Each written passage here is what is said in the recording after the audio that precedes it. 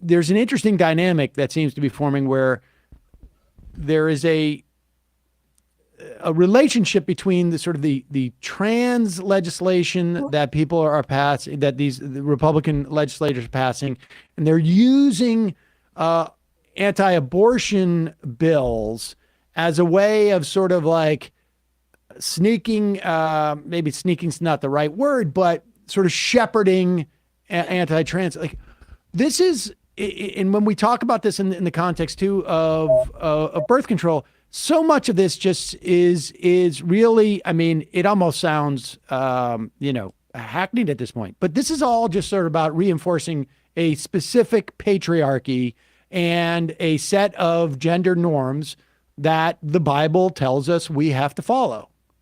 Exactly. It's about reinforcing those traditional gender roles and gender norms, both in terms of women need to stay in the home and be pregnant, and there is a gender binary, and that's it. And of course, all of those laws are about bodily autonomy, right? Doing away with the notion of bodily autonomy. And the other thing that's going on strategically for them is that they know, again, that abortion rights are so popular, right?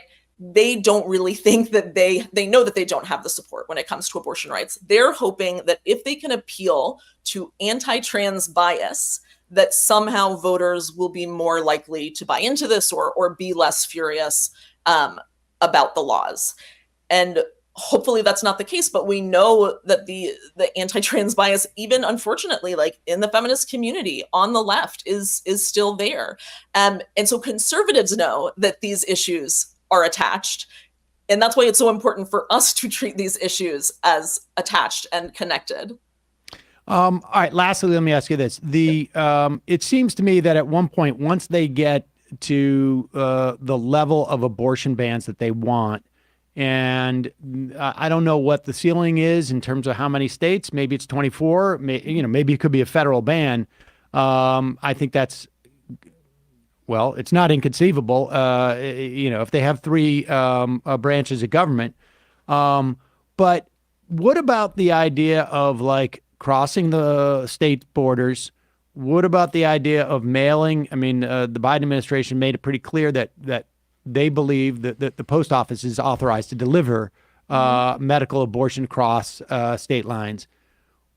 Do you have a sense of where, like, is there been any tea leaves as to how the Supreme Court would, let's say, ultimately rule on a case where a state says our authority to, if you're a Georgian, if you're an Alabaman, and you go to get an abortion in New York City, we can put you in jail, or if you send any thing through the mail, we can put you in jail, or we can put them in jail. I mean, do you have a sense of like, is there any tea leaves as to where the court has been on there? Are there any cases that give any like sort of like signs as to how various members of the court would rule on this?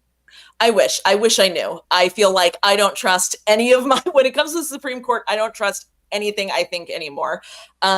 We do know, though, that if Republicans win the presidency, they will be able to reinterpret the Comstock Act, right? Biden says it's legal to ship abortion medication. A Republican president will say it's not. And the important thing to remember about the Comstock Act is that it's not just abortion medication that would be impacted, but the tools that you use for a procedural abortion.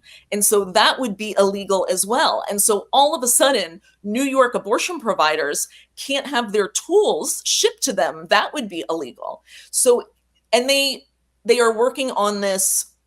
So they could, even in states where abortion's legal, they could say nothing associated with an abortion can be mailed through the mail, exactly. like pot's legal in New York state, but you cannot mail it to okay. Yeah, it's absurd. And the other thing that they're doing in pro-choice states is they're going town by town, specifically in border towns and towns that border an anti-choice state. And they are passing anti-abortion ordinances through local governments in pro-choice states, saying we're going to ban abortion by town in pro-choice states, and basically take all of the activist energy and effort and force people to sort of have these fights in pro-choice states as well. So they're coming at it from all fronts, really. Is the Democratic Party doing a good job in making them pay a political price for this? I mean, my biggest gripe at the moment really is the messaging. I feel like we are accepting their framework for the conversation, right?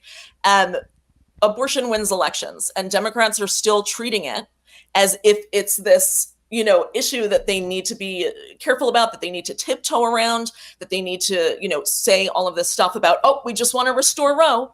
That's it. We're not going for anything further, right? Have a little backbone. Like the voters are coming out for this. Treat it like the winning issue that it is. Roe didn't protect us. We need something stronger than that. We need to be clear that abortion under any circumstances is a human rights issue.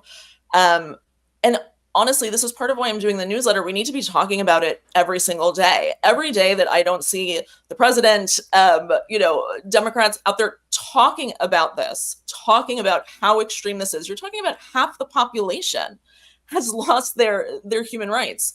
To me, there's no bigger issue.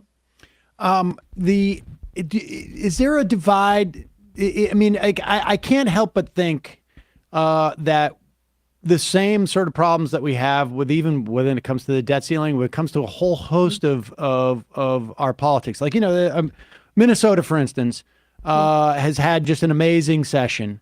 And I was just reading a piece about it, and a local reporter made the specific point of saying, we have a lot of younger politicians here who have a very different perspective, even if in their heart of hearts, their ideological, there's not as much ideological difference as one would think, maybe, but they say that their perspective on what their job is and what they should do with power when they get it is very different from the generation that preceded them.